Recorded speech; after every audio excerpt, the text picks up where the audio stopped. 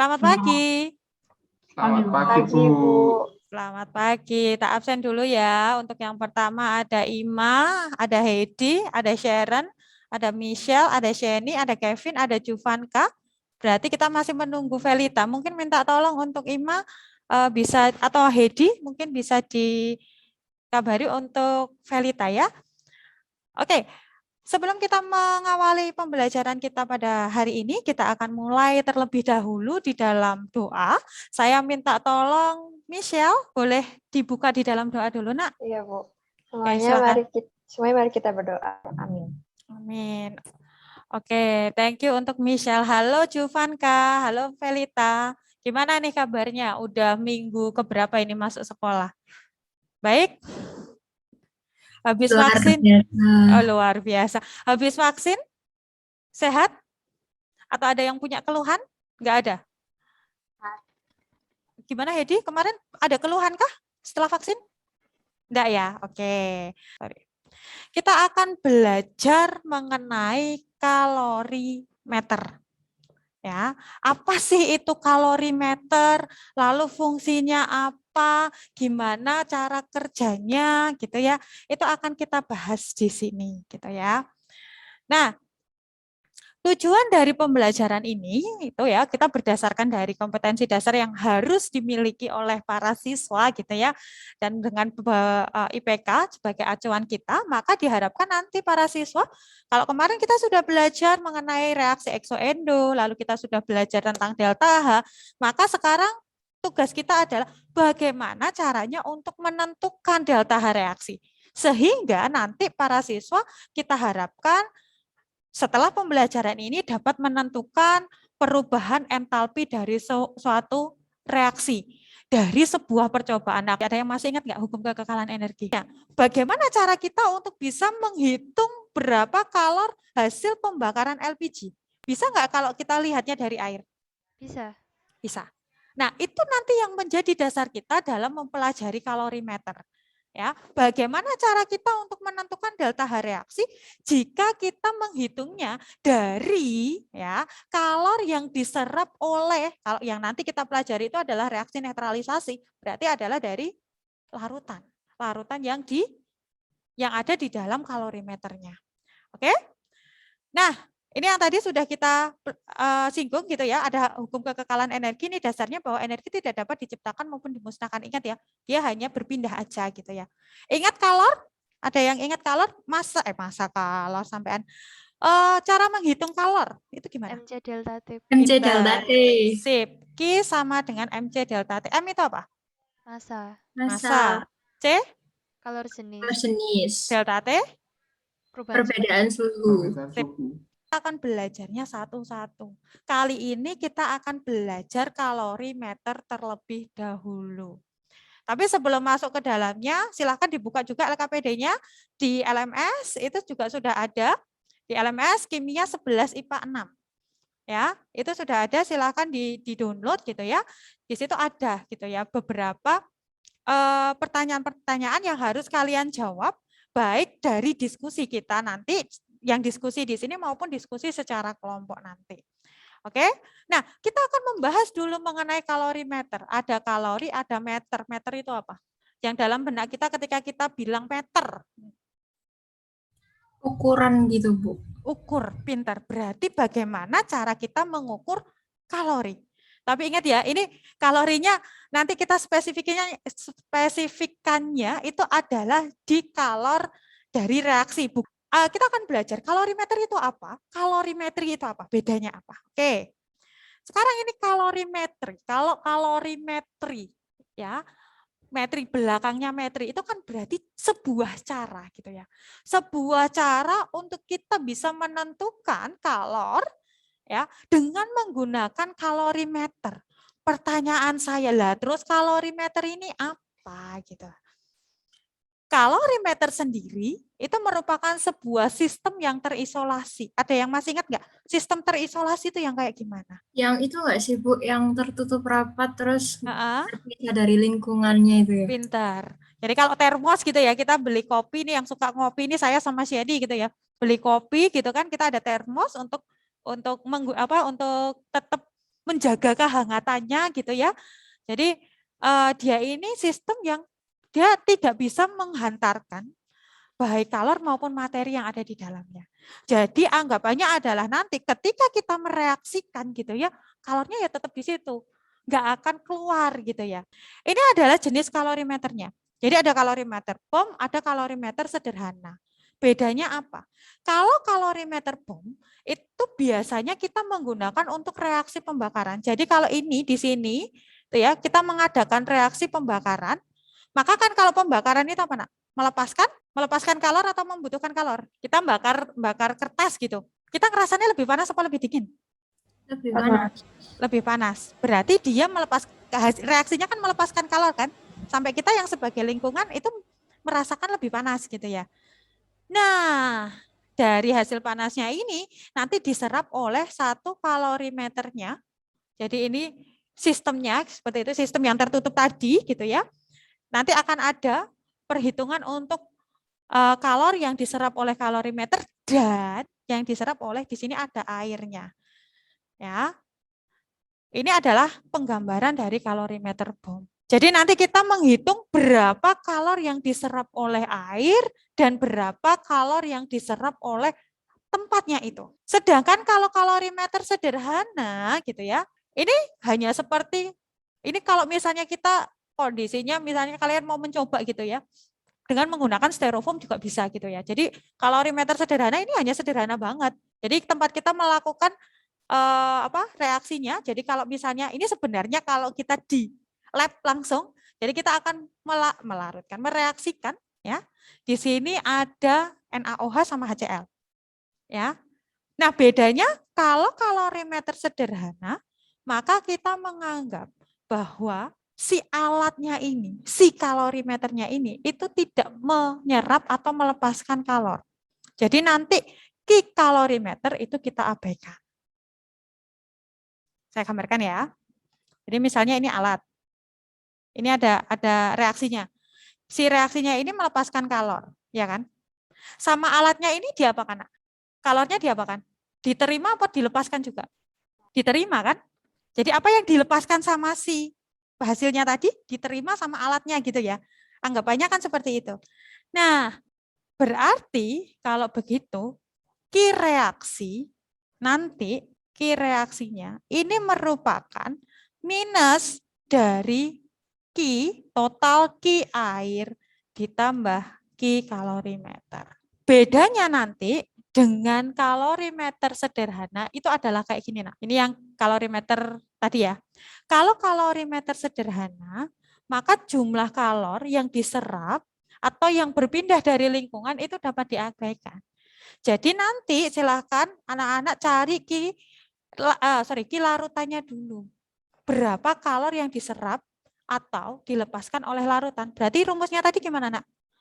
Min minus M MC delta T. Dari jumlah mol zat yang kita reaksikan dulu. Oke ya. Lalu disesuaikan dengan kalau kemarin kita membuat persamaan termokimia, maka delta H-nya harus kita sesuaikan juga. Nah, kalau di situ 1, ya berarti nanti untuk 1 mol. Oke? Mau bermain-main dulu? Ya, sebelum kita ke virtual lab, saya mau bermain-main dulu dengan anak-anak supaya nanti yang kangen sama sekolah itu bisa terobati kangennya gitu ya. Halo semua, hari ini kita akan melakukan percobaan kalorimeter yang akan dipandu oleh kakak kelas kalian yaitu Ivan, Chandra, dan Daniel.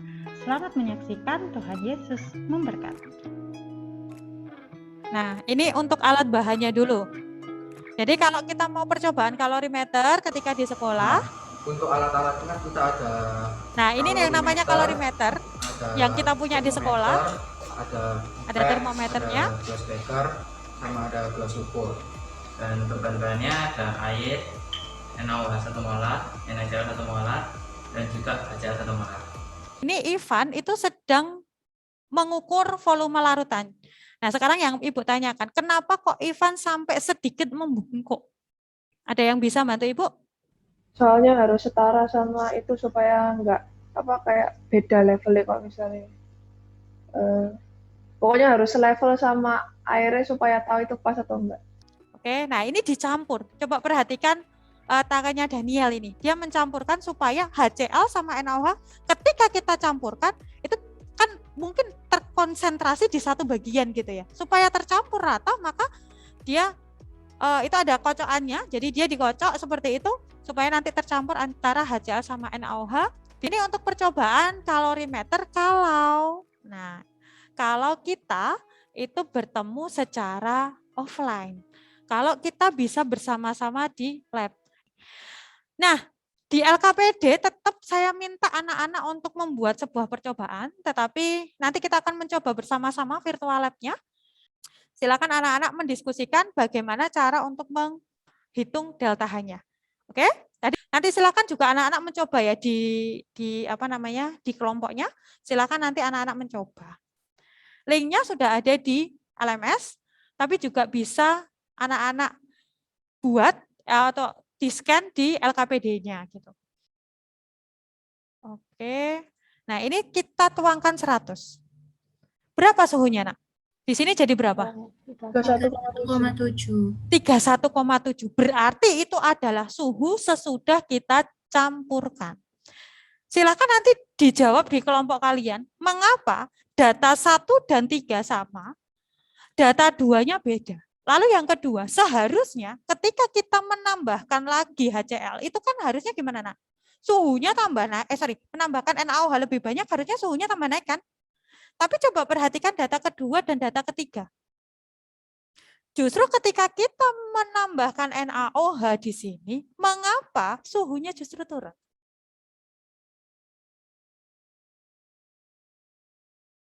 Kenapa, Ohed? Misalnya NaOH yang lebih banyak, dia bakal naik lebih banyak, Mbak? Atau pada? Oh iya, bisa juga. Ayo kita coba. Harusnya sama nggak sih? Enggak lah. Ya sih, mahal. Tapi kan ya mungkin sama. Lucu ya praktikum kayak gini. Penuh guys. Dihapus. Gimana? Enggak, Cari kita key-nya dong. Yuk, cari key-nya yuk. Sudah. Berapa? 2800,6. Oke, 2800,6 ya kan? Nah, terus habis itu kita harus mencari dulu berapa jumlah mol yang bereaksi. Berarti reaksinya berapa? Minus 2,6 Joule.